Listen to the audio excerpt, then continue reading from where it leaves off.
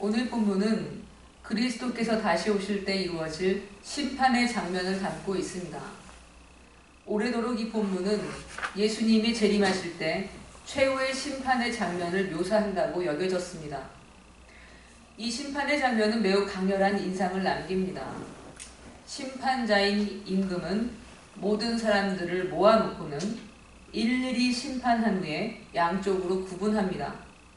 오른쪽에 속하게 된 사람들은 임금과 함께 나라를 상속받게 되고, 왼쪽에 속한 사람들은 마귀를 위해 예비된 영원한 불에 들어가게 됩니다.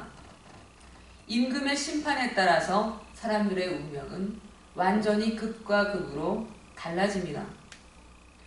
임금은 오른쪽에 있는 사람들이 임금의 나라를 상속받는 이유에 대해서 이렇게 말합니다. 34절부터 36절입니다. 그때 임금이 그 오른편에 있는 자들에게 이르시되 내 아버지께 복받을 자들이여 나와 창세로부터 너희를 위하여 예비된 나라를 상속받으라. 내가 줄일 때 너희가 먹을 것을 주었고 목마를 때에 마시게 하였고 나그네 되었을 때에 영접하였고 헐벗었을 때에 옷을 입혔고 병들었을 때에 돌보았고 옥에 갇혔을 때에 와서 보았느니라. 아멘.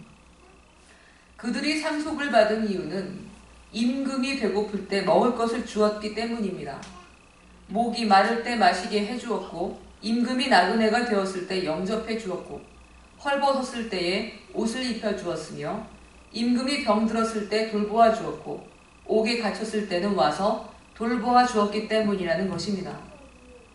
오른쪽에 속한 사람들은 자신들이 언제 임금님이 배고플 때, 목마를 때 먹을 것을 주었느냐고, 언제 임금님을 돌봐주었느냐고 물었습니다.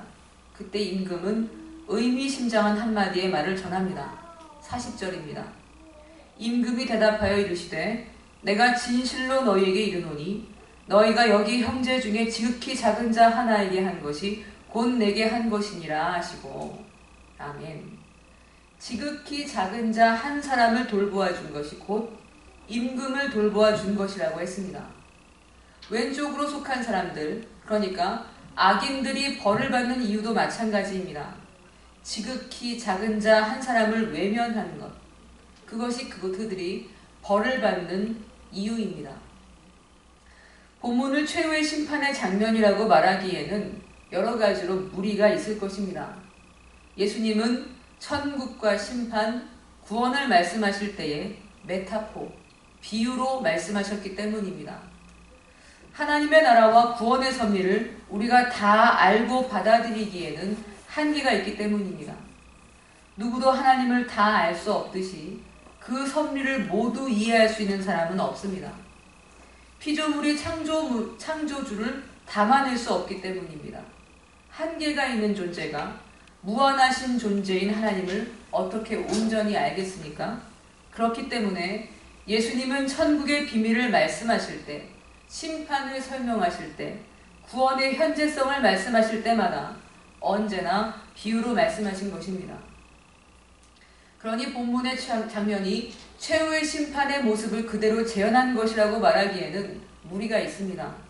오히려 이 장면을 통해서 우리가 깨닫는 것은 하나님이 사람에게 정말 원하시는 것이 무엇인지를 강렬한 상징 언어로 표현하셨다는 사실입니다. 엄숙한 심판의 장면은 마치 재판정을 연상하게 합니다. 법정에서 피고에게 유죄이냐 무죄이냐가 선포되기 직전에 그 긴장된 공기를 상상해 보십시오. 임금 앞에 선 수많은 무리들은 한 사람도 빠짐이 없이 엄숙한 심판대 앞에 섭니다. 이 메타포는 하나님이 얼마나 진지하신지를 보여줍니다.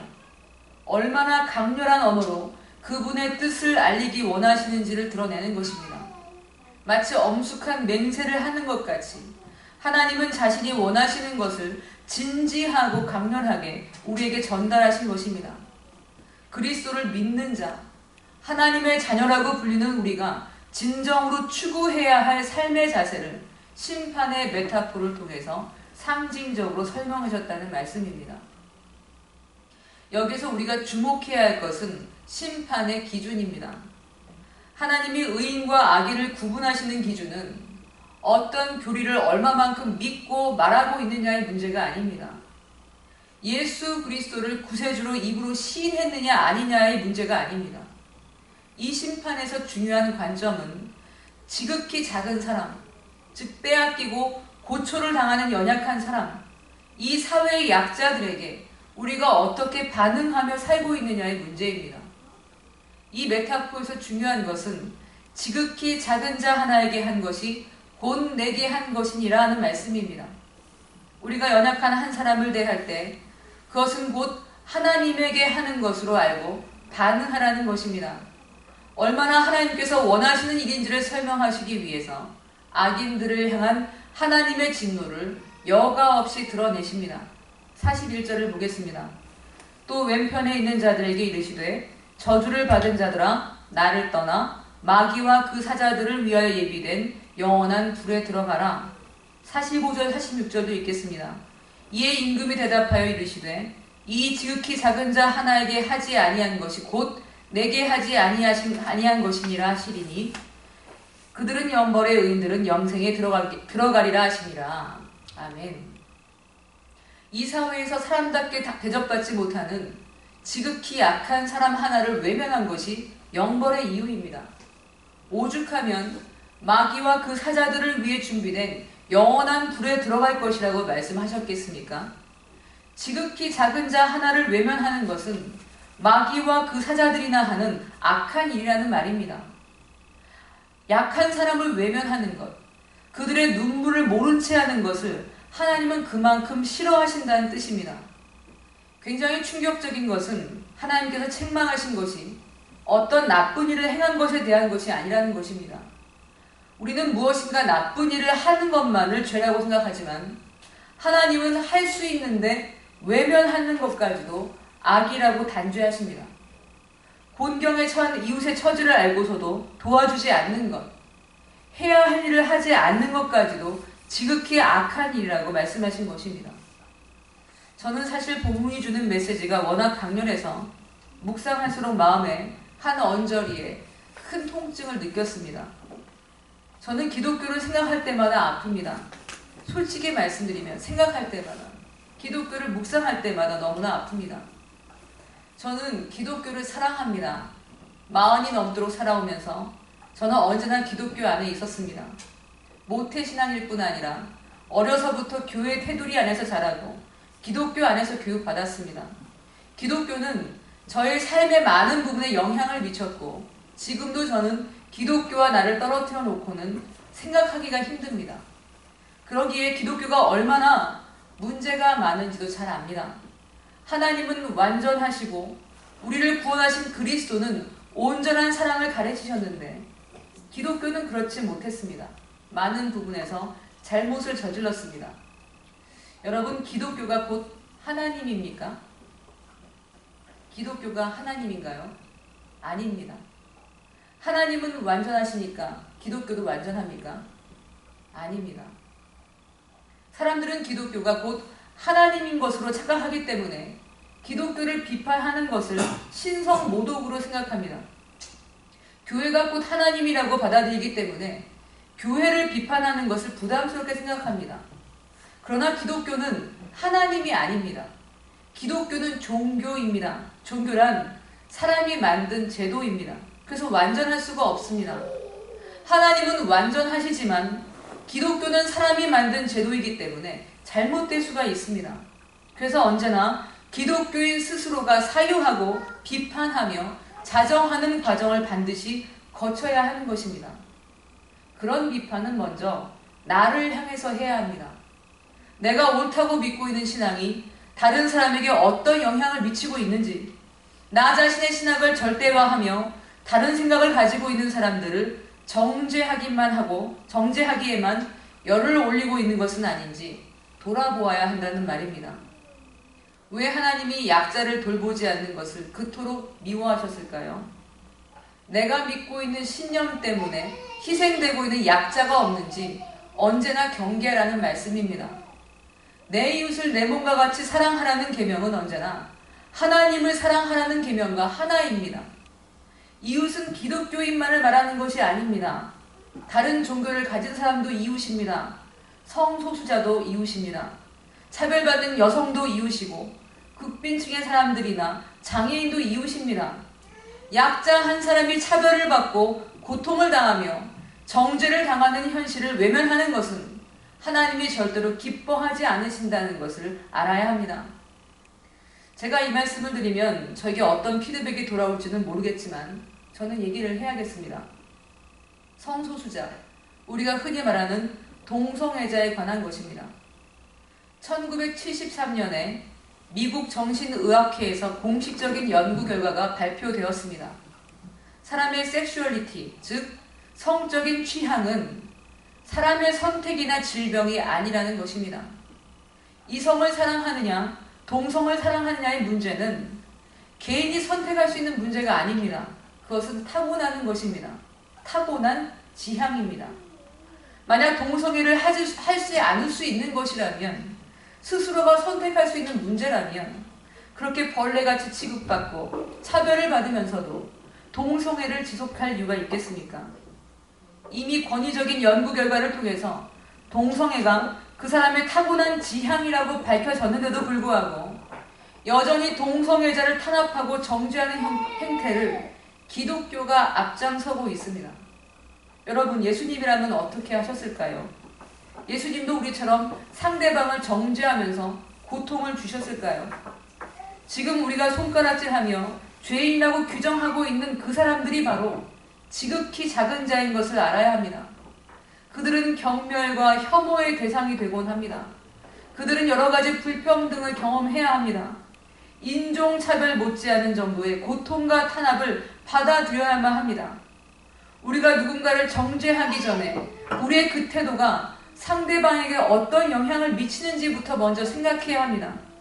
동성애자, 성소수자들을 드러내놓고 혐오하는 운동들이 지향하는 것이 도대체 무엇입니까? 성소수자들이 고통을 받는 것입니까? 그들이 차별받고 사회의 냉대 속에서 가슴앓이를 하는 것을 원하는 것입니까? 우리는 쉽게 정의라고 말하지만 사실은 정의의 이름으로 박해를 저지르는 것과 다르지 않습니다.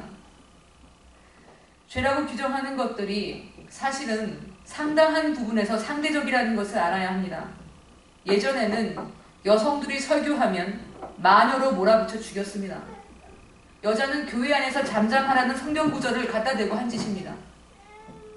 노예제도를 옳은 것으로 규정했던 것도 교회였습니다.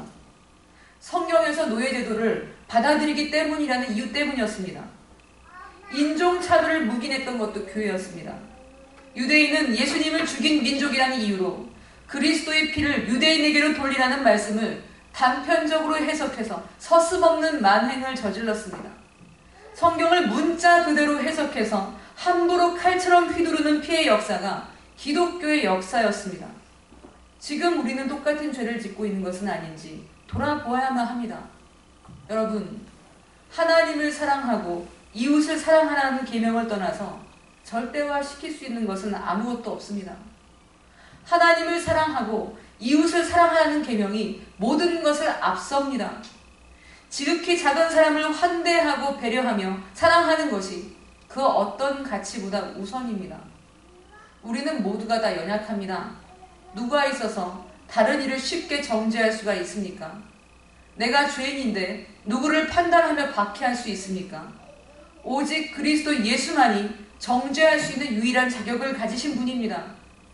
예수님은 충분히 다른 이를 정죄하실 수 있으시지만 만일 예수님이 이 시대에 계시다면 그 누구도 함부로 정죄하며 박해하지 않으셨을 것이라고 저는 믿습니다. 그럼 우리가 판단해야 될 대상은 무엇입니까? 우리 자신입니다. 내 신앙의 모습을 스스로가 돌아보고 평가하는 것입니다. 내가 정말 이웃을 사랑하고 있는지, 약자를 위해서 내 삶을 헌신하고 있는지 돌아보는 것입니다. 교회는 교회 스스로에게 냉정한 잣들을 들이대야 됩니다. 아직도 다수의 교회들이 가르치는 하나님이란 여전히 기도하면 승리를 가져다주는 하나님입니다. 성공을 간절히 빌면 응답해주는 램프의 요정 지니와 같은 하나님입니다. 저는 우리가 어려울 때 하나님을 의지하는 마음이 잘못되었다는 말씀을 드리는 것이 아닙니다. 하나님은 그분을 전적으로 신뢰하는 사람들에게 응답하시는 하나님이십니다. 그러나 내가 열심히 기도하면 반드시 응답을 해주셔야 하는 하나님은 없습니다. 내 욕망과 필요가 만들어낸 허구일 뿐입니다. 헌금을 많이 하면 복을 주실 것이라는 생각에도 허구가 담겼습니다. 성공하면 하나님이 일하신 것이고 실패하면 하나님께서 외면하신 것이라는 은근한 도식에도 내 욕망이 투사된 하나님을 믿는 것입니다. 교회가 왜 그렇게 가르치고 있는지 반성해야만 합니다. 아직도 다수의 교회들이 말하는 신앙이란 교회에 등록해서 교회 활동을 하는 것 자체에 중점을 두고 있습니다. 교회에서 봉사하고 전도하는 데 열심을 내었으면 신앙의 책임을 다하는 것으로 받아들이고 안심하게 하는 것입니다. 이러한 시각에는 문제가 있습니다. 사회를 향한 기독교의 책임의식을 희석화시키기 때문입니다. 유학을 보냈더니 아이가 변했다고 상담을 해오는 부모에게 그러게 왜 유학을 보냈느냐고, 세상은 악한데 아이가 교회 안에 있도록 했어야지 하고 말하는 것은 정말 단편만 보는 것입니다. 왜 아이가 유학을 가서 적응을 못했습니까? 세상을 어떻게 바라보며 그 세상 속에서 어떻게 살아가야 할 것인지를 우리가 가르치지 못했기 때문입니다. 저는 교회 안에서 세상을 향한 바른 시각을 가르치는 것이 절실하다고 생각합니다. 어떻게 생각하고 행동해야 하는지 치열하게 고민하고 구체적인 언어로 표현하는 노력을 해야만 합니다. 그러나 대개의 교회들은 단순하게 결론을 짓고 맙니다. 세상은 악이니까 피해야 하고 어떻게든 교회 안에 머물러야 한다고 가르칩니다. 그러나 예수님은 그렇게 가르치지 않으셨습니다. 예수님은 우리가 세상의 소금이요 빛이라고 말씀하셨습니다. 우리가 세상에 들어가면 죄에 오염되고 마는 것이 아닙니다. 오히려 우리는 세상에 과감하게 들어가서 그곳을 변화시키는 생명을 지닌 사람들입니다. 세상이 할 수 없다고 생각하는 것들을 믿고 소망하며 기꺼이 사랑하는 사람들이 우리 믿는 사람들이라는 말씀입니다. 예수님은 누가복음 6장 31절에서 35절까지 이렇게 말씀하셨습니다. 남에게 대접을 받고자 하는 대로 너희도 남을 대접하라. 너희가 만일 너희를 사랑하는 자만을 사랑하면 칭찬받을 것이 무엇이냐? 죄인들도 사랑하는 자는 사랑하느니라. 너희가 만일 선대하는 자만을 선대하면 칭찬받을 것이 무엇이냐? 죄인들도 이렇게 하느니라. 너희가 받기를 바라고 사람들에게 꾸어주면 칭찬받을 것이 무엇이냐? 죄인들도 그만큼 받고자 하여 죄인에게 꾸어주느니라. 오직 너희는 원수를 사랑하고 선대하며 아무것도 바라지 말고 꾸어주라. 그리하면 너희 상이 클 것이요 또 지극히 높으신 이의 아들이 되리니 그는 은혜를 모르는 자와 악한 자에게도 인자하시니라. 아멘. 세상은 악이기 때문에 우리가 멀리하고 외면해야 될 대상이 아닙니다. 그 속에서 고통받고 있는 지극히 작은 자들이 있기 때문입니다. 우리가 이 세상에 살고 있는 것은 우리를 만드신 하나님 아버지의 뜻입니다. 왜 우리가 세상에서 부대끼며 살도록 하셨습니까? 세상이 너무나 왜곡되고 악하기에 그 속에서 치이고 아파하는 이 세상의 수많은 약자들을 하나님처럼 대하고 선대하며 존중하고 사랑하라는 것입니다. 그것이 우리가 존재하는 이유라는 말입니다. 우리가 세상 속에서 살아가는 것은 절대로 쉬운 일이 아닙니다. 이 세상은 아주 복잡하기 때문입니다. 많은 관점과 가치들이 존재합니다. 일도 양단으로 여기까지가 맞다, 여기까지는 틀리다 말하기가 쉽지 않은 것이 너무나 많습니다. 선악이 분별한 일은 오히려 적습니다. 어떤 것이 옳은지 판단하기 쉽지 않은 게 더 많습니다. 조금만 놓치면 정죄하기가 쉽습니다. 조금만 간과하면 타협하기가 쉽습니다. 그것이 현실입니다. 그래서 세상을 품고 소금과 빛이 된다는 것은 저절로 이루어지는 것이 아니라는 것부터 먼저 인정해야 합니다. 어떻게 해야 되겠습니까? 끊임없이 질문하고 끊임없이 답을 찾는 노력이 필요합니다. 세상을 보는 안목과 지혜를 가져야 합니다.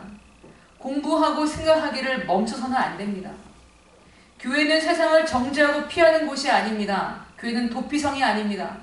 교회는 끊임없이 사유하고 배우며 무엇이 지극히 작은 자를 사랑하는 것인지에 대한 구체적인 답을 얻기 위해 최선을 다해야 할 의무가 있습니다. 그것이 심판의 메타포가 우리에게 주는 메시지입니다. 예수님은 천국을 말씀하실 때 천국은 밭에 감추인 보화라고 비유로 말씀해 주셨습니다. 마태복음 13장 44절부터 46절까지의 말씀을 제가 읽겠습니다. 천국은 마치 밭에 감추인 보화와 같으니 사람이 이를 발견한 후 숨겨두고 기뻐하며 돌아가서 자기의 소유를 다 팔아 그 밭을 사느니라. 또 천국은 마치 좋은 진주를 구하는 장사와 같으니 극히 값진 진주 하나를 발견하매 가서 자기의 소유를 다 팔아 그 진주를 사느니라. 아멘. 천국은 밭에 감추인 보화나 극히 값진 진주 하나를 발견해서 모든 것을 다 바쳐 보화나 진주를 찾는 것이라고 말씀합니다. 무슨 뜻입니까? 보화를 캐내는 과정 자체가 천국이라는 말입니다. 밭에 감추인 보화를 찾기 위해서 애쓰는 모든 과정 속에 천국이 있다는 것입니다. 우리는 어떤 보화를 캐내야 합니까? 지극히 작은 자를 사랑하는 것, 그것이 보화를 캐내는 것입니다. 무엇이 진리인지, 무엇이 이 세상에서 필요한 것인지 치열하게 고민하는 것입니다.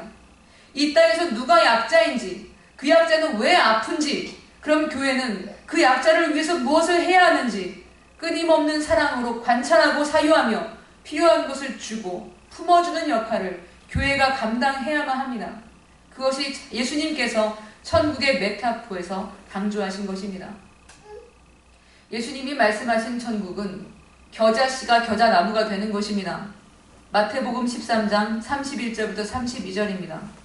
또 비유를 들어 이르시되 천국은 마치 사람이 자기 밭에 갖다 심은 겨자씨 하나 같으니 이는 모든 씨보다 작은 것이로되 자란 후에는 풀보다 커서 나무가 되매 공중의 새들이 와서 그 가지에 깃들이느니라. 아멘. 겨자씨는 가장 작고 하찮은 것입니다. 겨자씨를 뿌리면 금세 덤불처럼 자라서 주변에 있는 식물들까지도 해를 끼치게 됩니다. 겨자씨는 자라나 봐야 겨자나물밖에 되지 않는다고 합니다. 그러나 예수님은 그 겨자씨가 겨자나무가 되는 혁명을 말씀하십니다. 겨자씨는 우리를 상징하는 것입니다. 겨자씨가 아주 미미하고 보잘것없는 것처럼 우리도 보잘것없지만 겨자나무가 된다는 것입니다. 예수를 품고 사는 우리는 예수의 생명으로 겨자나무가 됩니다. 공중의 새가 아무때고 와서 가지에 깃들이며 쉼을 얻는 곳, 그것이 교회라는 말입니다. 세상을 향해서 정죄하며 심판하는 것을 예수님은 정의라고 하지 않으십니다. 정의란 무엇입니까? 겨자나무가 되는 것입니다. 공중의 새가 깃들이고 그 누구라도 와서 품에 안기는 것입니다. 지극히 작은 자들이 누구인지 예민하게 살펴보고 품는 것입니다. 이 시대에 지극히 작은 사람들이 누구입니까? 저임금 비정규직 노동자들입니다. 등록하지 못한 외국인 노동자들입니다. 장애로 인해서 차별을 겪는 사람들입니다. 성소수자로 정죄당하고 있는 사람들입니다. 돌봄의 사각지대에 있는 극빈층의 사람들입니다. 그 누구라도 품을 수 있는 겨자나무가 되는 것이 예수님이 교회에 요구하시는 천국의 모습입니다. 예수님은 우리 마음에 이미 천국이 임하였다고 말씀하셨습니다. 누가복음 17장 21절부터 22절까지의 말씀입니다. 바리새인들이 하나님의 나라가 어느 때까지 임하나이까 묻거늘 예수께서 대답하여 이르시되 하나님의 나라는 볼 수 있게 임하는 것이 아니요 또 여기 있다 저기 있다고도 못하리니 하나님의 나라는 너희 안에 있느니라. 아멘. 이미 우리에게는 천국이 임했다고 말씀하신 것은 지극히 작은 자를 품어야 되는 숙명이 이미 우리 안에 임했다는 뜻입니다. 지극히 작은 자를 하나님처럼 대하고 있는가? 그것이 우리가 이 땅에 살면서 치열하게 고민하고 살아야 할 가장 중요한 일입니다. 심판의 메타포를 묵상하며 천국의 마음으로 살아가시기를 예수 그리스도의 이름으로 축원드립니다. 기도하겠습니다.